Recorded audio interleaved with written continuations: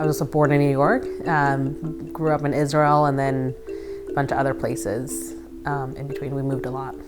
At 17, I ended up somehow becoming a manager of a restaurant. Long story short, ended up being a part owner of this restaurant. I did that for the majority of my 20s. To me, I always felt this sense of emptiness, like I didn't really get an education that I wish I had. I didn't feel like I quite belonged in this new culture that I was in. Having a successful career at that young of an age, like at some point I remember thinking to myself, like, okay, so I could buy a bigger TV, or I could buy a new car, or I could buy, but like and then what?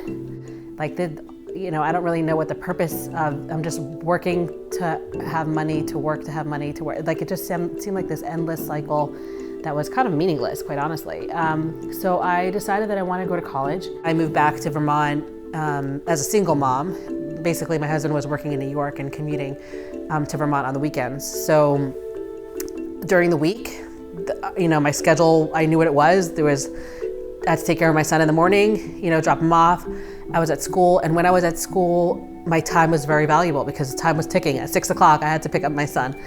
So that was my time, and I had to use it wisely, and I really tried to study as effectively and efficiently as possible.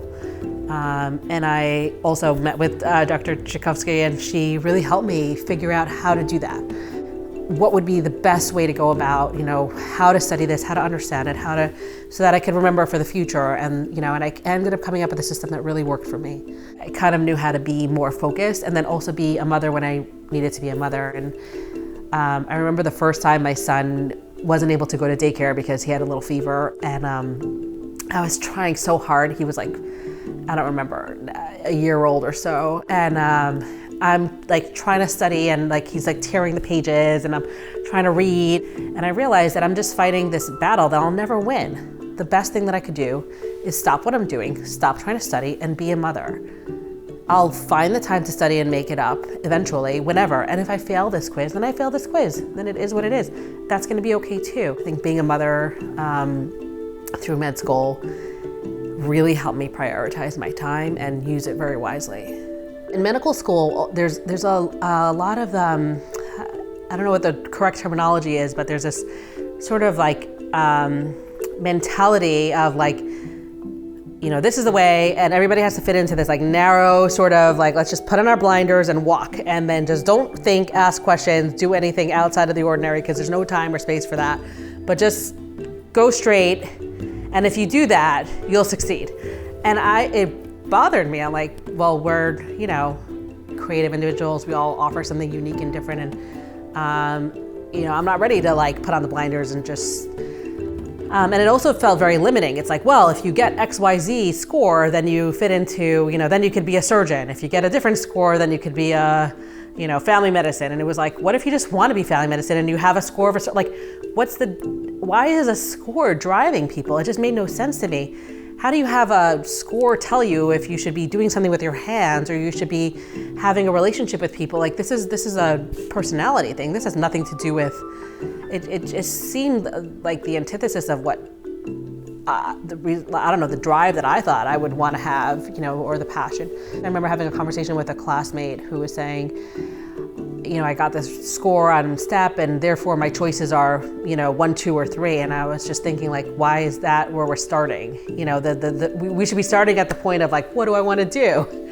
And then, if the score doesn't fit, then you figure out what it is that you need to do to make up, to go down that path. The culture is so encompassing, and, med school is very intense. It's kind of hard to, I had to like constantly remind myself that I don't believe in this dogma of like, this is the only way that things can happen. That even though everybody around me is saying that, and even though in the prep for STEP class they're talking about that, I just needed to like kind of almost put plugs in my ear and be like, that's how some people see it. I see it differently. I see it as I follow my dream, and I figure out what it is that I need to do to get there along the way.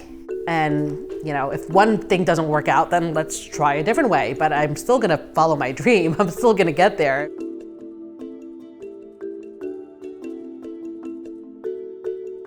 The trauma was pretty, rampant in my life, or I've had various sources of trauma throughout my life.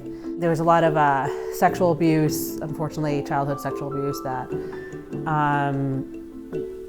kind of was continuous throughout my teenage years, and it really affected me a lot. Today I can say this, I don't think I would have said this years ago, that it really shaped me into who I am. So from this perspective, it's not that I would ever wish it upon anyone, but I am grateful that it's part of my story because it really helped me.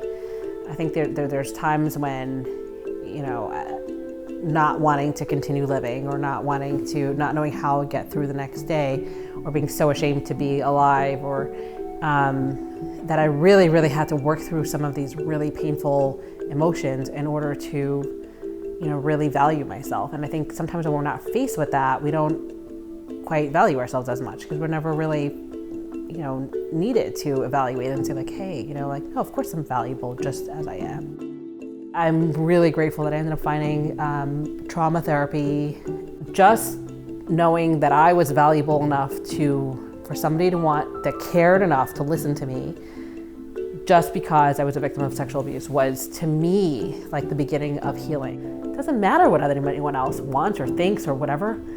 I am who I am, and I am exactly perfect, exactly who I am. And I really had to instill that into myself, like that I was worthy for exactly who I was, for, you know, exactly as I was.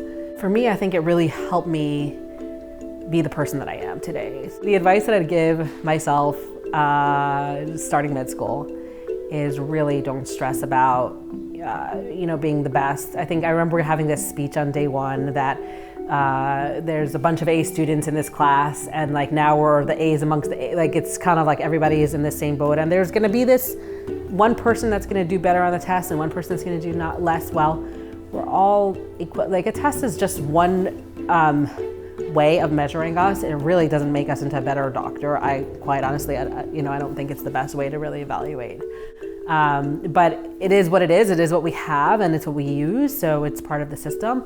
But just because I'm, you know, not an A student doesn't mean anything about me. It doesn't, you know, in fact, I'm actually quite happy that like now in clerkships, I don't even want to be an A student. I don't even strive towards that. That's not even, I want to be a balanced person. You know, I want to be compassionate. I want to show up for the patients that I'm there and not take the extra 5 minutes to study another whatever flashcard. Like, I'm here for the experience. I'm not here to get a straight A. That's not at all the goal. And we're all here to be in healthcare, to care about people. Some students, the testing or whatever might be very easy for them. I don't have the best memory. I can't memorize things like some other students can. That's fine. I'm happy with that. I'm happy with who I am. I'm okay with not being able to memorize well. I don't see it as a flaw. I see it as a different color, you know? It's the things that make us unique. Some other students may not be as creative as I am. And so like we all have different things that we offer, and that's wonderful. That's why there's so many different kinds of practitioners.